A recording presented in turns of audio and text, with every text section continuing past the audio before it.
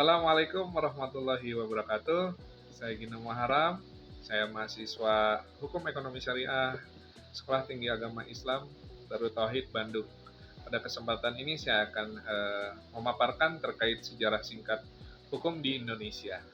Yang pertama adalah masa pra-penjajahan. Pada masa ini, hukum yang berlaku di Indonesia adalah hukum adat dan hukum Islam.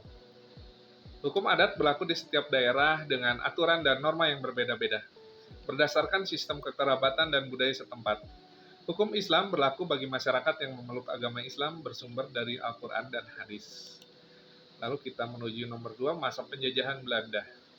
Belanda membawa sistem hukum sipil kontinental yang mendominasi hukum di Indonesia selama lebih dari 350 tahun. Hukum Belanda diterapkan melalui berbagai peraturan dan kodifikasi seperti hukum perdata Belanda dan hukum pidana Belanda, serta peraturan peradilan di luar Jawa dan Madura. Di lain itu, hukum adat juga masih berlaku, namun dengan beberapa pembatasan tentunya. Yang ketiga, masa penjajahan Jepang.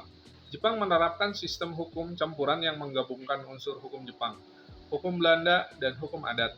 Hukum Jepang diterapkan melalui berbagai peraturan dan undang-undang seperti 1. Keisei Ryo tahun 1942, yaitu undang-undang tentang perubahan hukum. Yang kedua, Minjiho tahun 1943, undang-undang hukum perdata. Lalu Keiichiho 1943, undang-undang hukum pidana. Hukum adat diberi peran yang lebih besar dalam sistem hukum pada masa penjajahan Jepang ini. Lalu nomor 4, pada masa kemerdekaan. Pada masa ini, Indonesia bertekad untuk menciptakan sistem hukum nasional yang baru. Yang pertama adalah Undang-Undang Dasar 1945 yang menjadi dasar hukum tertinggi di Indonesia.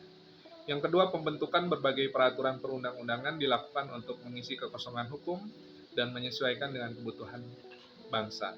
Yang ketiga, penerapan Pancasila menjadi dasar filosofis dalam penyusunan dan penerapan hukum. Lalu untuk bagian selanjutnya kita akan membahas terkait sumber-sumber hukum di Indonesia. Di antaranya adalah yang pertama Undang-Undang Dasar 1945 yang merupakan sumber hukum tertinggi dan fundamental bagi hukum di Indonesia. Lalu yang kedua ada ketetapan MPR yang merupakan peraturan perundang-undangan yang dibuat oleh MPR. Yang ketiga, undang-undang yang merupakan peraturan perundang-undangan yang dibuat oleh DPR dengan persetujuan Presiden. Yang keempat, peraturan pemerintah yang merupakan peraturan perundang-undangan yang dibuat oleh Presiden atas usulan Menteri. Yang kelima adalah peraturan daerah, yaitu peraturan yang dibuat oleh DPR.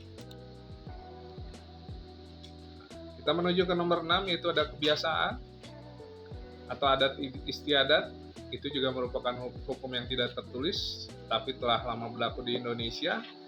Lalu ada traktat yang merupakan perjanjian internasional yang dibuat oleh Indonesia dengan negara lain atau dibuat oleh kedua negara.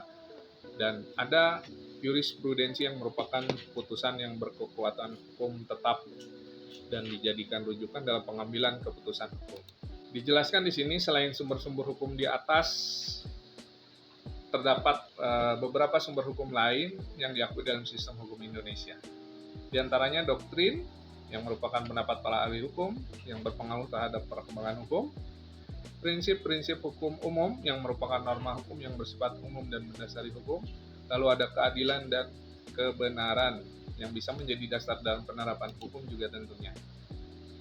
Sekarang kita ke arah sejarah dan perkembangan. Jadi sejarah awal mula masuknya mata kuliah Tata Hukum Indonesia atau PTHI hingga berubah menjadi PHI.